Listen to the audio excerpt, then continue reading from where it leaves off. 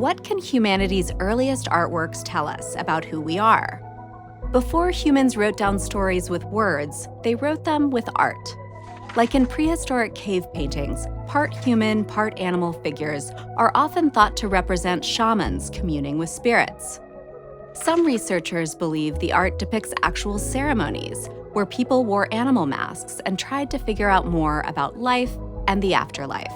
But storytelling in art isn't just revealing ancient myths and rituals. It's also unveiling conflicting accounts of the same historic event, personal stories of love and loss, and a deeper understanding of what it means to be human.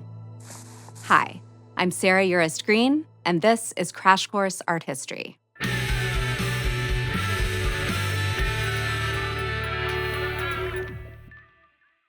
It's no coincidence that the words story and history sound alike. They come from the same Latin root, historia, meaning a narrative of past events. And history itself is a great big, ever-evolving story, made up of lots of smaller ones, which we learn about in a whole host of ways, by reading verified documents, conducting research, digging for artifacts, and talking to people who were actually there. And of course, by looking at art. Like take this hand-painted silk scroll from 15th century China, called 18 Songs of a Nomad Flute. The work is 39 feet long and is an example of a narrative scroll, in which an artist tells a story that progresses as it's unfolded. The scroll tells the story of Lady Wenji, a poet who lived more than 1,000 years prior, during China's Han Dynasty. Lady Wenji, the widowed daughter of a nobleman, was abducted during the collapse of the Han Dynasty and taken as a hostage to what is now Mongolia. She survived her captivity in part by writing poetry about her homeland. Eventually, she married a chief and had children. Years later, she was ransomed and able to return to China, what she'd wanted for so long. But that meant leaving her husband and children behind. In the end, she was loyal to her country, but heartbroken over the loss of her family. So the scroll shows us a different side of history than, say, a textbook might. We can see how history is made not just of the broad strokes of war, but also the emotional realities of individuals caught in the crossfire. Let's look at another major historical phenomenon, migration.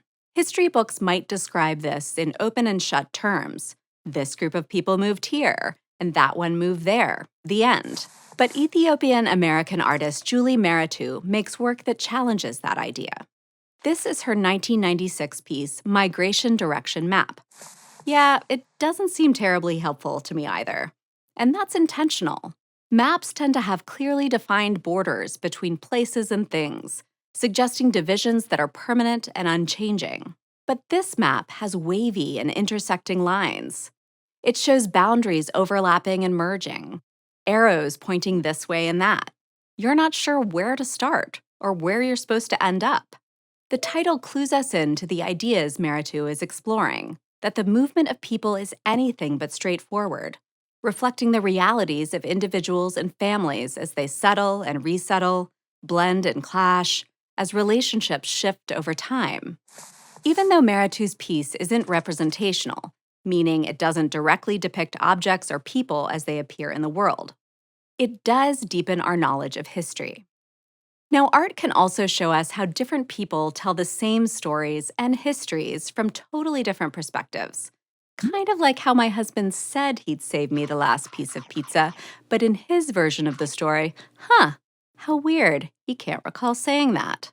Pizza aside, let's check out this relief sculpture, a type of carving with figures that pop out of a surface in 3 dimensions. It's from around 2250 BCE, and it was made by the Akkadian civilization in what's now Iraq. It shows their king, Naram Sin, conquering the neighboring Lulubi people. Take a look under Naram Sin's foot. He's trampling a Lulubi soldier as Akkadian soldiers look on. Ouch.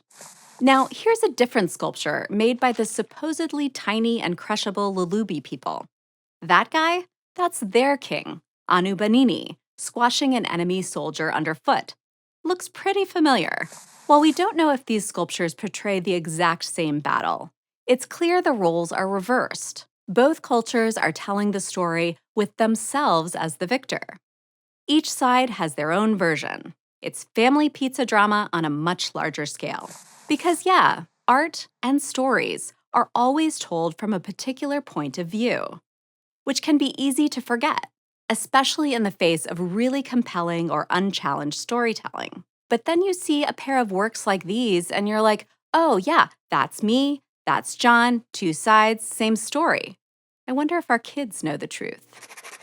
Sometimes there are even conflicting stories within a single artwork, like this Indian sculpture, known as the Great Relief at Mamallapuram, which was carved sometime in the 7th or 8th century.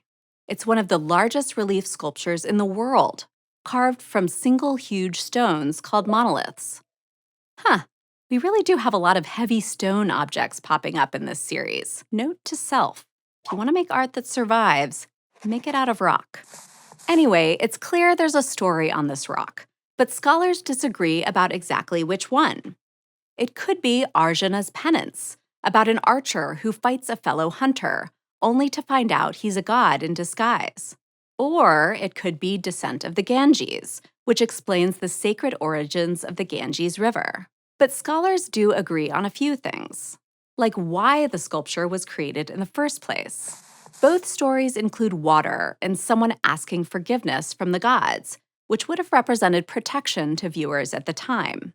The relief was commissioned by a king to show his commitment to protecting his subjects. In fact, it's possible the artist intentionally depicted multiple stories so that a wide variety of people could understand the same message. But the coolest part? On the relief, the Ganges River would have been represented by actual water flowing down the boulder, which is what I like to call a live stream. Sorry. All around the world, storytelling in art has highlighted parts of history that have been overlooked or purposely hidden by people in power. Like in 1934, Black American artist Aaron Douglas completed this series of murals during the Harlem Renaissance, a time period that saw an explosion of painting, music, literature, and poetry by Black artists centered in and around the Harlem neighborhood of New York City. The 4 panels of the mural show overlapping scenes from Black American history, like emancipation from slavery, the Harlem Renaissance, and the emergence of hate groups. One figure stands with a slip of paper in hand, possibly a voting ballot, pointing toward the U.S. Capitol building in the distance, a symbol of political progress for Black Americans. Like 18 Songs of a Nomad Flute, Douglas's art tells a chronological story. His graphic style is distinct, a blend of influences from African sculpture and jazz music to geometric abstraction. The story is triumphant and hopeful, emphasized by these glowing concentric circles. But the work doesn't deny the historic and ongoing struggles of Black Americans. On the left of this panel, you can see the looming shapes of Ku Klux Klan members threatening the scene. At the time, stories of Black Americans were not often heard outside of the Black community. The mural helped amplify a missing piece of history to the broader public. Some refused to believe that Douglas's impressive murals were made by a Black artist, which is both horrifying and also important to share. It shows just how necessary it is to the fight against racism that we acknowledge the contributions of Black American artists, historically and today. So yeah, storytelling in art, it's everywhere. It brings together cave painters, poets, kings, and you and me here today. It helps us understand history in new ways, compare different perspectives, and showcase the experiences and contributions of many. Not just the victors or the privileged or the probable pizza stealers. Although there's no such thing as a perfect, unbiased record, storytelling in art enriches what we know about the past, preserves memories for generations, and gets us at least a small step closer to that elusive but alluring thing we call truth. Our next episode will explore the intersection of art, spirituality, and the divine. I'll see you there. Thanks for watching this episode of Crash Course Art History, which was filmed at the Indianapolis Museum of Art at Newfields and was made with the help of all of these nice people. If you want to help keep Crash Course free for everyone forever, you can join our community on Patreon.